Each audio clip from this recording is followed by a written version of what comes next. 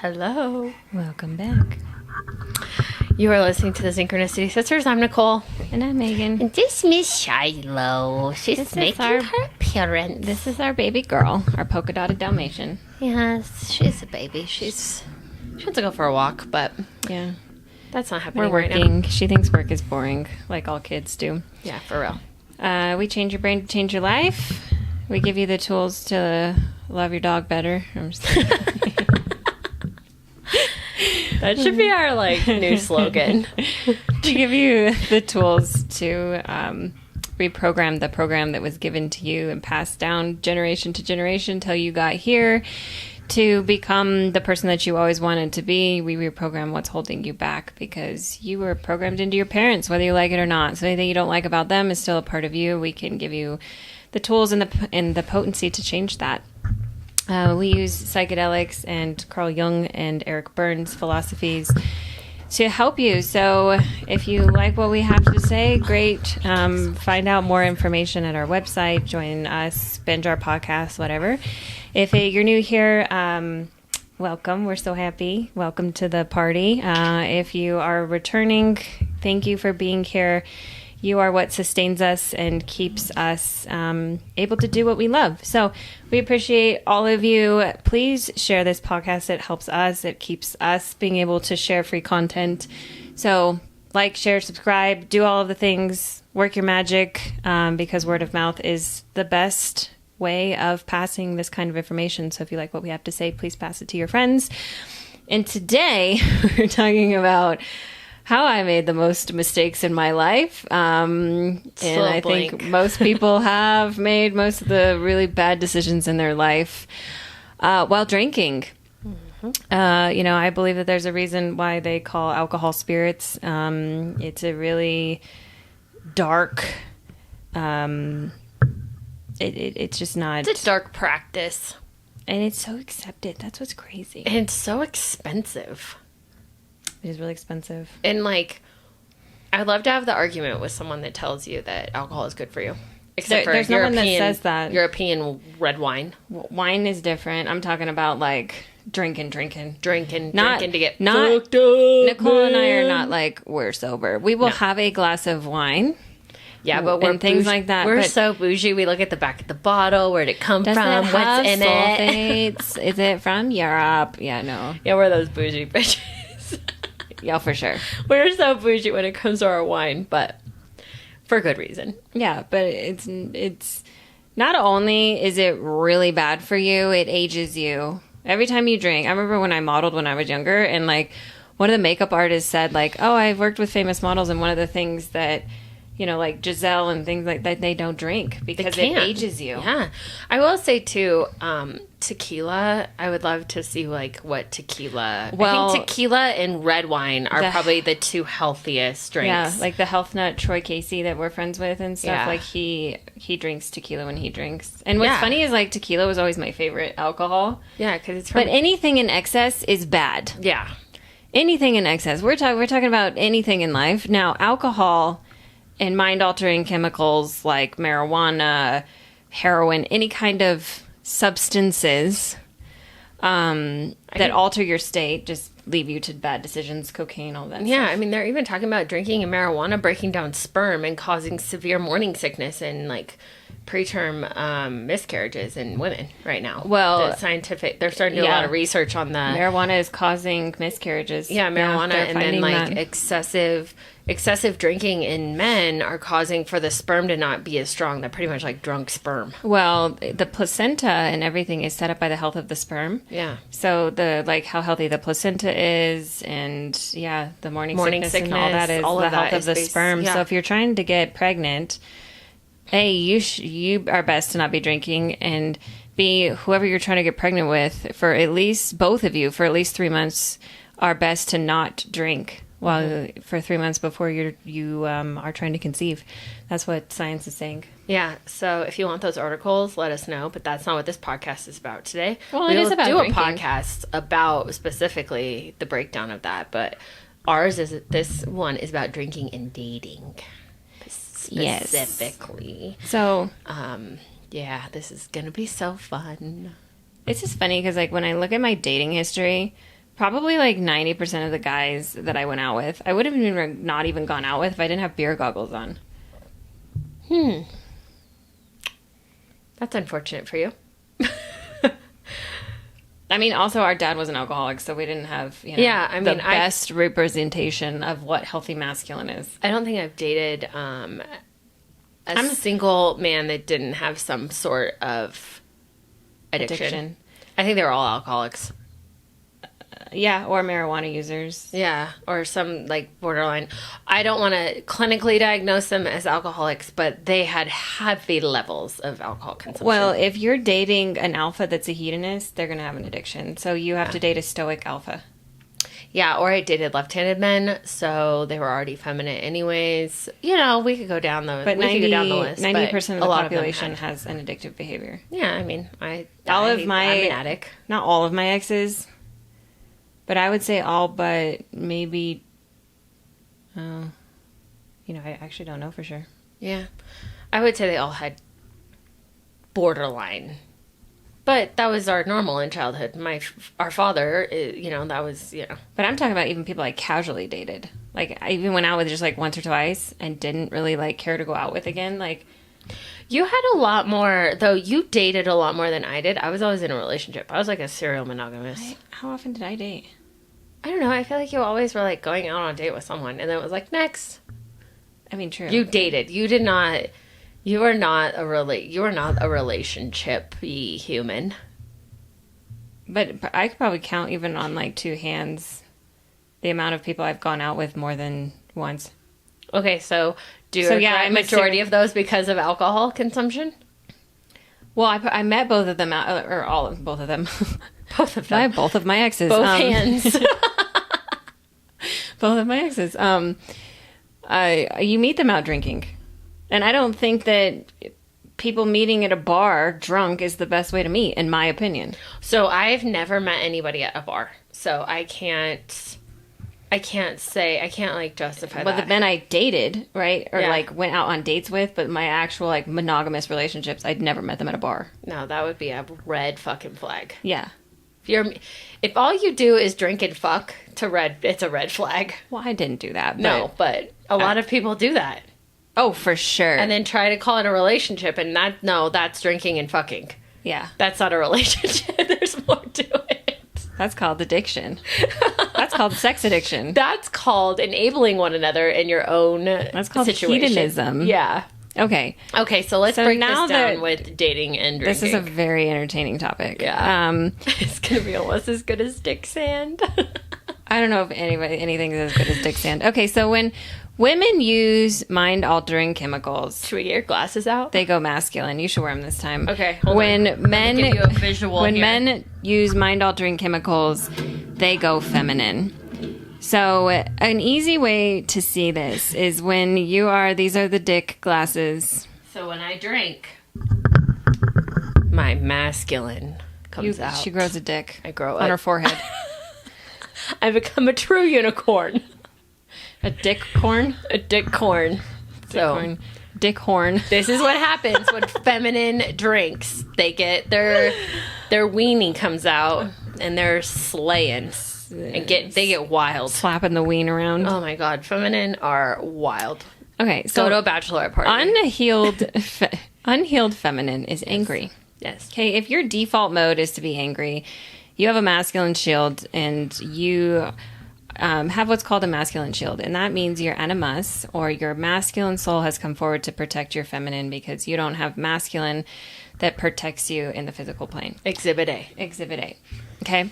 And as a man, if you are in sadness a lot or just defeated feeling, you're in your feelings, your feminine soul, the anima, has come forward in order to, I don't even know what the feminine does. Be in your feelings, your collapse. Well, technically, it's defeat. Technically, it's wuss syndrome. Well, yeah, it's wuss syndrome. You just become soft and you look for a mommy. Like, her masculine shield turns her into this, like, boss bitch warpath, right? And then he just becomes, like, a little sissy boy at home jerking off to porn. Yeah. Like, me. Porn is... Man, I'm gonna go jerk off. No women will talk to me. Me. So when we drink, our prefrontal cortex is numbed, and you make bad decisions. or not as good of ones as you would make if you were sober. You know, and Nicole and I have talked about this before. When we go out and we want to have a good time, psychedelics do not count as mind-altering chemicals. So we microdose or do things like that because we get to stay in our feminine, and you still make good life choices. Yes. You know, I will microdose or dose on mushrooms, like museum level. You know, just less than a gram. Yeah. When I just want to relax and like be with my partner or whatever. And it's lovely because I stay in my feminine, so I'm not making choices that I wouldn't usually make. But when you're drunk, I mean, you just don't. Again, the majority of the relationships that, you know, even the ones where I just went out on dates, it was surrounded by alcohol. Well, and want to go out for a drink? Want to go out for a drink? No, I want to go drink coffee.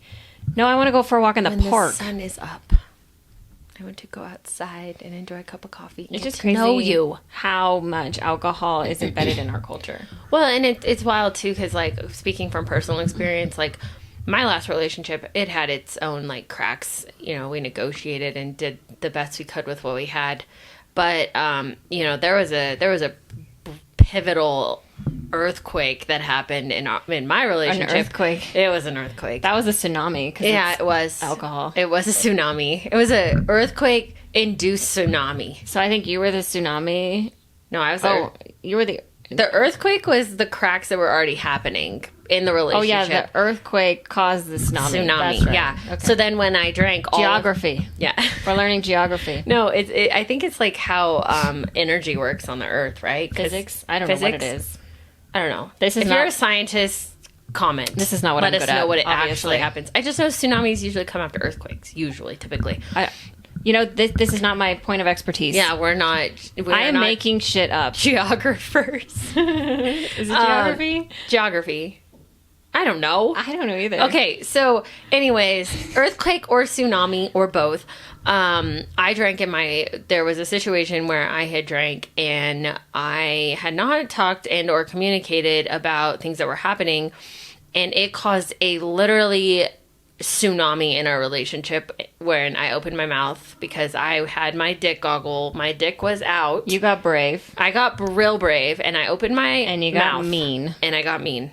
And I got angry, and I informed instead of being in my feminine, talking about it from a certain perspective. Making an appointment, talking to him from my feminine, communicating my feelings. I just like plowed into him. And it is to this day, this individual, we're no longer together, but he still is like, I still don't understand that conversation. Like, we were in such a good space. And the male brain does not understand. You showed him your dick. I showed him my dick. And he, to this day, was like, he's like, what the fuck happened? Like, whoa. And go ahead. Confuse them. I just want to tell you, and this is just a fact.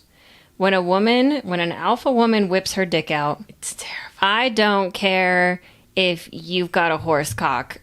As a man, she will emasculate you, and her dick is bigger. Yeah. It is why, as an alpha woman, because we think and feel simultaneously, we can emasculate a man and cut him off at the knees, unlike anything they've ever seen, and it's so shocking to them. Don't do it. Well, and don't get in a dick measuring contest. Just shut your mouth. Call us if you need to. This is an emergency. What do I do? How do I communicate? Do not whip your dick out. I have done it too. Yeah, it's gnarly. Detrimental. Yeah. And I have sworn, and this is why I don't drink in relationships for the most part, because you can't come back. No, and that entire relationship, like, it literally just, like, devolved from that, because no matter, like, what I said, even sober, he was still like, this is what I heard.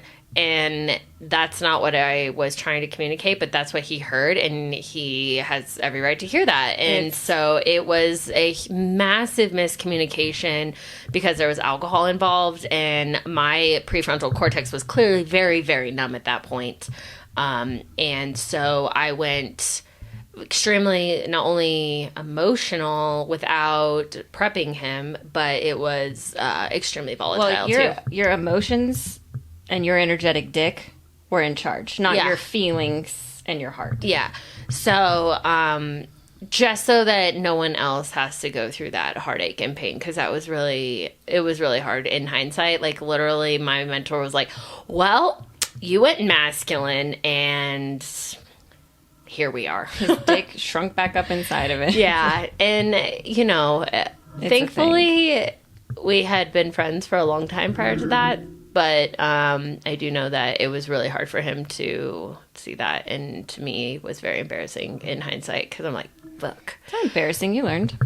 Yeah, and the reason is like, I'm sharing this because we're still human too. Like, we still do the work every single day, but that was a huge lesson. That actually happened like almost a year ago. That was a huge lesson to, like, don't drink and open your mouth. Be very aware of what is going on, and making sure that you're cleaning up. In your relationship, you're constantly communicating. And from my experience, like, I wasn't constantly communicating where I was and what was going on. And so then it came out in a massive emotional drunk tsunami. Well, and it's not just for women. I know that my last relationship failed because he was an addict. And he, you know, when we were at our best was when he said, you know, I'm not going to smoke anymore. I'm going to continue on this path of, you know, highest vibration. He felt his best when he wasn't smoking a lot of weed. And then he went back to where he was from and started smoking again. And then our relationship pretty much collapsed because addiction is addiction. You know, and people in the spiritual realm don't consider marijuana a drug, but it is. Even when you go down to do ayahuasca, marijuana is on the list of you cannot do. Mushrooms you can do and things like that. Marijuana are the two you alcohol and drug. I mean, marijuana, if you want to do a ceremony, fine. But if you're using it in excess or using it every day to check out of your life, that's an addiction. I don't care if it's a plant medicine or considered a plant medicine by some people. I have seen the harm that marijuana has done, and actually my last relationship might have survived had he not gone back into that addictive behavior, which made me question him as a man, because what he said and what he did not add up, and I wasn't allowed to have feelings about it. But, you know, from a man's side, he collapsed into his feminine, and then it was pushing me into my masculine constantly, and then some other things happened. But I will say that his marijuana use was the fracture in our relationship that caused everything to kind of implode from there. So, you know, even on the masculine side, I have seen the other side of this, and so have you, of like, you know, he'd get high and like say stuff and do things and not show up. And, you know, it's a thing because men don't show up. They can't give, protect, and cherish if they're on mind-altering chemicals. So if you're smoking weed all day, you're not showing up for your girlfriend. You're not showing up for the people that you love. You're collapsed and selfish. So, you know. Yeah, and I do. From having been a habitual weed smoker as a woman, it totally puts you in your masculine. Or you just like, don't give a fuck about anything. Yeah, you don't care. Like, I mean, I think alcohol and marijuana are the two that really put feminine into their masculine and masculine into their feminine. I don't know enough. I mean, obviously cocaine and heroin probably do too. I just have not spent enough time that people that do cocaine and heroin. It depends on how pure cocaine is. Right. I would say when I would do coke, I would just get really like giggly and fun. But I was never like, I don't know. I never got angry. Right. Alcohol would make me angry. And I feel like heroin, people would just, I don't know. I've never done heroin. Sleep? Me neither. I don't know. I feel like most people on the streets, like meth, fentanyl, heroin, they're napping when I see them. So who knows what energetic state they're in. Any of it is bad. It alters the brain. So it makes you emotional, not rational. Correct. So if you have any questions about this, or you have anything that you want us to elaborate on, if you have questions, comments, or concerns, ideas for future podcasts, want to pick our brain, please comment, message us on Instagram, Synchronicity_Sisters or Synchronicity Podcast. We are the ones answering.